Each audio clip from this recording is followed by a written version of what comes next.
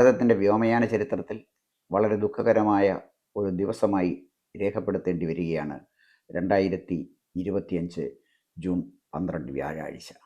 അന്നുച്ചയ്ക്ക് Gujarat Sardar വല്ലഭഭായ് Patel international എയർപോർട്ടിൽ നിന്നും പറന്നുയർന്ന Boeing 787 dream liner വിമാനം ടേക്ക് ഓഫ് ചെയ്ത് നിമിഷങ്ങൾക്കകം വിമാനത്താവളത്തിന് അടുത്തുള്ള മെഡിക്കൽ കോളേജിൻ്റെ ഹോസ്റ്റലിലേക്ക് തകർന്നു വീഴുകയായിരുന്നു. വിമാനം ടേക്ക് ഓഫ് ചെയ്തു നിമിഷങ്ങൾക്കകം വിമാനത്തിൻ്റെ പൈലറ്റ് സുമിത് സബർവാൾ അദ്ദേഹം ATCയിലേക്ക് മേഡേ കോൾ നൽകുകയുണ്ടായി. വിമാനം അപകടത്തിൽപ്പെടുന്നു എന്ന സൂചനയാണത്. എയർ ട്രാഫിക് കൺട്രോളിൽ നിന്നും തിരികെ ബന്ധപ്പെടാൻ ശ്രമിക്കുന്നതിന് മുമ്പ് തന്നെ വിമാനം തകർന്നു വീഴുകയാണ് ഉണ്ടായത്. 230 യാത്രക്കാരും 12 ജീവനക്കാരുമടക്കം 242 യാത്രക്കാരായിരുന്നു വിമാനത്തിലുണ്ടായിരുന്നത്. ഗുജറാത്തിലെ മുൻ മുഖ്യമന്ത്രി വിജയ് രൂപാണി സഞ്ചരിച്ച വിമാനമാണ് തകർന്നു വീണത്. ഈ വിമാനാപകടം പല സംശയങ്ങൾക്കും ഇട നൽകുന്നുണ്ട്. അതിലാദ്യത്തേത് തന്നെ വിജയ് രൂപാണി സഞ്ചരിച്ചു എന്നുള്ളത് തന്നെയാണ്. BJPയുടെ മുതിർന്ന നേതാവും ഗുജറാത്ത് മുഖ്യമന്ത്രിയുമായിരുന്ന വിജയ് രൂപാണിയുടെ സാന്നിധ്യം തീർച്ചയായിട്ടും ഇതിൻ്റെ പിന്നിൽ എന്തെങ്കിലും അട്ടിമറിയുണ്ടോ എന്ന ദിശയിലേക്ക് വിരൽ ചൂണ്ടുന്നതാണ്. സാധാരണഗതിയിൽ വിമാനങ്ങൾ തകർന്നു വീഴുന്നതിന് 3 കാരണങ്ങളാണുള്ളത്.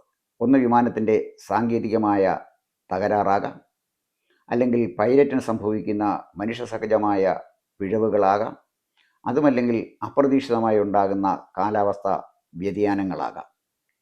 ഇതിലെ ഏതാണ് ഈ ഡ്രീം ലൈനർ വിമാനത്തിന് സംഭവിച്ചത് എന്നുള്ളത് റിപ്പോർട്ട് കിട്ടുമ്പോൾ മാത്രമേ നമുക്കറിയാൻ കഴിയുള്ളൂ. ഇന്ന് ഏറ്റവും മികച്ച സുരക്ഷാ സംവിധാനമുള്ള വിമാനമാണ് ബോയിങ് 787 ഡ്രീം ലൈനർ. ഈ വിമാനം അത്ര പെട്ടെന്ന് തകർന്നു വീഴാൻ നിസ്സാരമായ ഒരു കാരണം വഴിതെളിച്ചു എന്ന് പറഞ്ഞാൽ നമുക്കത് വിശ്വസനീയമായി തോന്നുന്നില്ല. ഇരട്ട എഞ്ചിനുള്ള വിമാനത്തിൻ്റെ 2 എഞ്ചിനും ഒരേ സമയം നിശ്ചലമായോ, അതോ വിമാനം ടേക്ക് ഓഫ് ചെയ്യാൻ ഉപയോഗിക്കുന്ന യന്ത്ര സംവിധാനങ്ങളിൽ എന്തെങ്കിലും തകരാറുണ്ടായോ, അതുമല്ലെങ്കിൽ വിമാനത്തിൻ്റെ എഞ്ചിനിലേക്ക് ഏതെങ്കിലും പക്ഷി പറന്നു വന്ന് ഇടിച്ച് ഉണ്ടായ അപകടമാണോ? ഇതിനെക്കുറിച്ച് വ്യക്തമായൊരു ധാരണ കിട്ടണമെങ്കിൽ, വ്യക്തമായ വിവരം കിട്ടണമെങ്കിൽ നമ്മൾ കാത്തിരുന്നേ മതിയാവൂ. പക്ഷേ ഈ വിമാനാപകടം ഇന്ന് ഗൗരവമായി ചർച്ച ചെയ്യാൻ കാരണം ഇന്ത്യയും പാകിസ്ഥാനും തമ്മിലുള്ള ബന്ധം വളരെ വഷളായ സാഹചര്യത്തിലാണ് ഈ വിമാനാപകടം നടക്കുന്നത് എന്നുള്ളതാണ്. ലോകത്തിലെ വിവിധ പ്രദേശങ്ങളിൽ ഇന്ന് സജീവമായി നിൽക്കുന്ന തീവ്രവാദ ഗ്രൂപ്പുകളുടെ താവളമായി പാകിസ്ഥാൻ മാറിയിട്ടുണ്ട് എന്നുള്ളത് എല്ലാവർക്കും അറിയാം. അൽ-ഖ്വയ്ദ നടത്തിയ അക്രമം, അമേരിക്കയെ ഞെട്ടിച്ചുകൊണ്ട് ടിൻ ടവർ തകർത്ത അൽ-ഖ്വയ്ദ അന്ന് ഒരു മിസൈലായിട്ട് ഉപയോഗിച്ചത് യാത്രാ വിമാനമായിരുന്നു. അൽ-ഖ്വയ്ദയെ സംബന്ധിച്ചിടത്തോളം ഇത്തരം പദ്ധതികൾ തയ്യാറാക്കുന്നതിന് ഏറ്റവും സമർത്ഥരായ തീവ്രവാദ ഗ്രൂപ്പുകളാണവർ. പാകിസ്ഥാനും ഇന്ത്യയും തമ്മിൽ നടന്ന സംഘർഷത്തിൽ ഇന്ത്യ നൽകിയ കനത്ത മറുപടി പാകിസ്ഥാനെ മാത്രമല്ല പാശ്ചാത്യ രാജ്യങ്ങളെയും നിരാശരാക്കിയിട്ടുണ്ട്. അത്രമാത്രം ശക്തമായ തിരിച്ചടിയാണ് ഇന്ത്യ നൽകിയത്. നൂർഖാൻ വിമാനത്താവളം ആക്രമിച്ചതും കിനാര ഹിൽസിലെ പാകിസ്ഥാൻ്റെ ആണവ കേന്ദ്രം തകർത്തതുമൊക്കെ നിസ്സാരമായൊരു കാര്യമല്ല. പാകിസ്ഥാനെ സംബന്ധിച്ചിടത്തോളം പാകിസ്ഥാൻ്റെ മുഖത്തേറ്റ ഏറ്റവും കനത്ത പ്രഹരമാണ് ഇന്ത്യൻ വ്യോമസേന നൽകിയത്. ബ്രഹ്മോസ് മിസൈലിൻ്റെ പ്രഹരശേഷി ലോകം മുഴുവൻ കൗതുകപൂർവ്വം കണ്ടുകൊണ്ടിരിക്കുകയാണ്. ഈ ഒരു സാഹചര്യത്തിൽ പാകിസ്ഥാൻ തീവ്രവാദികൾ ഇന്ത്യൻ രാഷ്ട്രീയ നേതൃത്വത്തിന് ശക്തമായൊരു തിരിച്ചടി നൽകണം എന്ന് ആലോചിച്ചുറപ്പാക്കി തയ്യാറാക്കിയ ഏതെങ്കിലും ഒരു ഗൂഢപദ്ധതിയുടെ ഭാഗമാണോ ഈ അപകടം എന്നുള്ളതിനെക്കുറിച്ച് നമ്മൾ ആലോചിക്കേണ്ടിയിരിക്കുന്നു. തീർച്ചയായിട്ടും അന്വേഷണത്തിലൂടെ അത് പുറത്തു വരും എന്ന കാര്യത്തിൽ സംശയമൊന്നുമില്ല. എന്തായാലും ശരി, സംശയം ജനിപ്പിക്കുന്ന മറ്റൊരു കാര്യം സാറ ആഡംസ് എന്ന് പറയുന്ന CIA ഒരു ഏജൻറ്റ് നൽകിയ ഒരു ട്വീറ്റ് സന്ദേശമാണ്. അതിൽ ഇന്ത്യക്ക് നേരെ കനത്ത ഭീകരാക്രമണം ഉണ്ടാകാൻ സാധ്യതയുണ്ട് എന്ന് സാറ ആഡംസ് അവരുടെ ട്വീറ്റിലൂടെ അറിയിച്ചു എന്ന് ചില സോഷ്യൽ മീഡിയകൾ റിപ്പോർട്ട് ചെയ്തിട്ടുണ്ട്. ചില അന്താരാഷ്ട്ര മാധ്യമങ്ങളും ഈ കാര്യങ്ങൾ ഉയർത്തി കാണിക്കുന്നുണ്ട്. അപ്പോൾ എന്തുകൊണ്ടാണ് സാറ ആഡംസ് ഇത്തരം ഒരു മുന്നറിയിപ്പ് നൽകിയത്? എന്തെങ്കിലും വിവരങ്ങൾ അവർക്ക് ചോർന്നു കിട്ടിയിട്ടുണ്ടായിരുന്നോ എന്നുള്ളതിനെക്കുറിച്ചും ഇന്നും നമുക്ക് വ്യക്തതയില്ല. എന്തായാലും ശരി, ഇന്ത്യൻ ഭരണകൂടത്തിനും ഇന്ത്യയിലെ ജനങ്ങൾക്കും ഇന്ത്യയിലെ ജനാധിപത്യ സംവിധാനത്തിനും ഒരു പ്രഹരമേൽപ്പിക്കണം എന്ന് ആത്മാർത്ഥമായിട്ട് ആഗ്രഹിക്കുന്നത് തീവ്രവാദ ഗ്രൂപ്പുകൾ മാത്രമല്ല, ഇന്ത്യയുടെ വളർച്ചയിൽ അസ്വസ്ഥതയുള്ള പല പാശ്ചാത്യ രാജ്യങ്ങളും അതിൻ്റെ പിന്നിലുണ്ട് എന്ന് നമുക്കറിയാം. അതിൻ്റെ ഏറ്റവും മികച്ച ഉദാഹരണമാണ് 1985 നടന്ന കനിഷ്ക വിമാനാപകടം. കാനഡയിലെ ടൊറൻറ്റോ വിമാനത്താവളത്തിൽ നിന്ന് പറന്നു പൊങ്ങിയ കനിഷ്ക ഇന്ത്യയുടെ ആത്മാഭിമാനത്തിൻ്റെ ഒരു വലിയ പ്രതീകമായിരുന്നു. എംപറർ കനിഷ്ക. ആ വിമാനം ഖാലിസ്ഥാൻ തീവ്രവാദ ഗ്രൂപ്പുകൾ ബോംബ് വെച്ച് അറ്റ്ലാന്റിക് സമുദ്രത്തിൻ്റെ മുകളിൽ വെച്ച് തകർക്കുകയുണ്ടായി. അപ്പോൾ ഇന്ത്യയെ സംബന്ധിച്ചിടത്തോളം ഇത് പുത്തരിയായ ഒരു കാര്യമല്ല.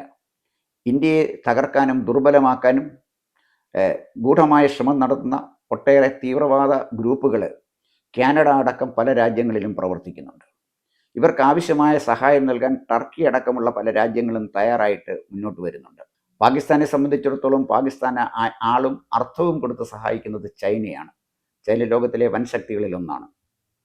ഇങ്ങനെ നോക്കുമ്പോൾ ഭാരതത്തെ തകർക്കാൻ കാത്തിരിക്കുന്ന ചില ഗൂഢശക്തികളുടെ പ്രവർത്തനങ്ങൾ എന്തെങ്കിലും ഇതിൻ്റെ പിന്നിൽ ഉണ്ടായിട്ടുണ്ടോ എന്നുള്ളത് വളരെ ഗൗരവമായി ആലോചിക്കേണ്ട ഒരു കാര്യമാണ്.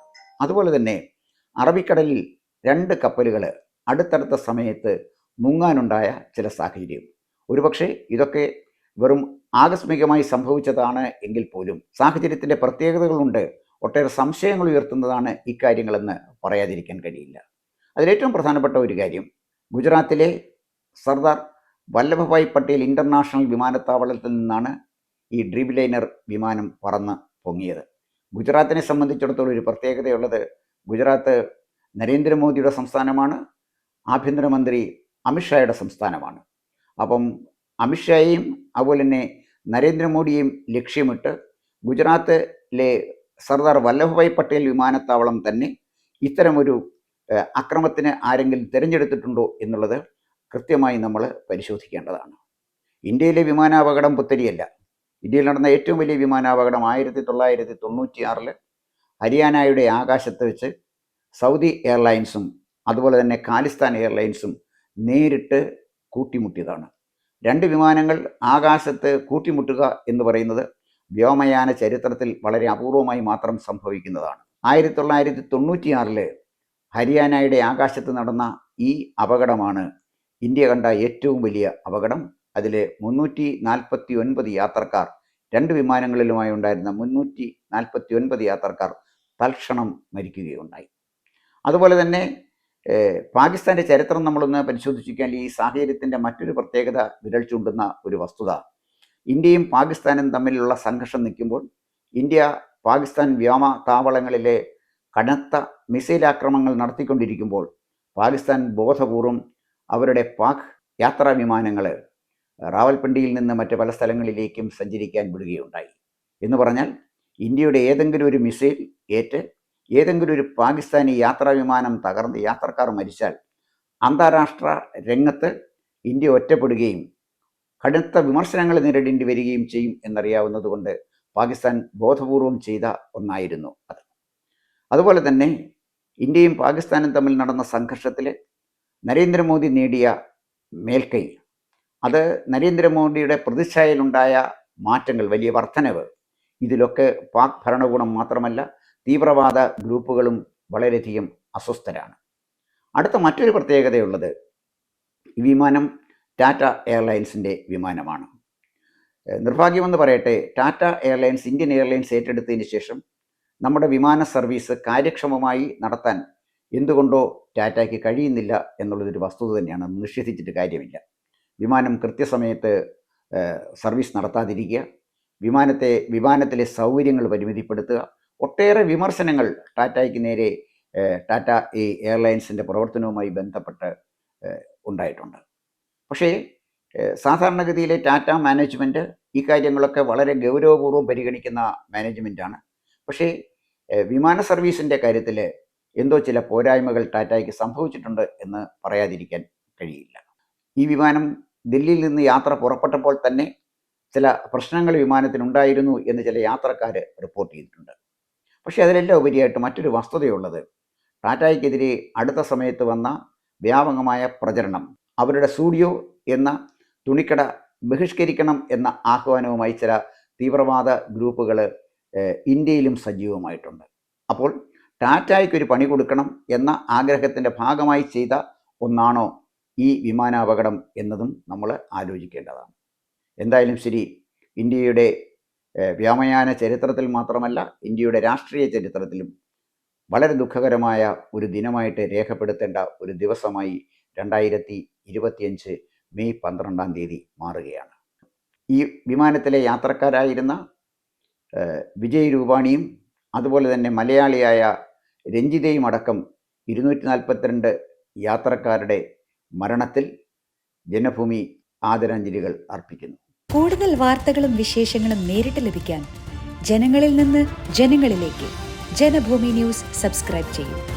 ബെൽ ബട്ടൺ അമർത്താനും മറക്കരുത്.